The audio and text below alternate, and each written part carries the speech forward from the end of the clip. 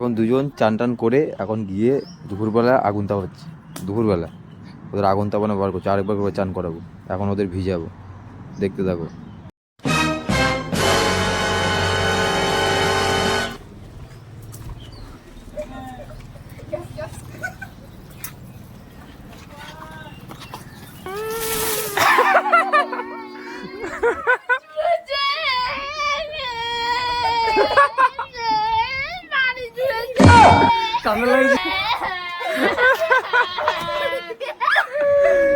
এখন বেলা বাজে দুপুর কটা বাজে?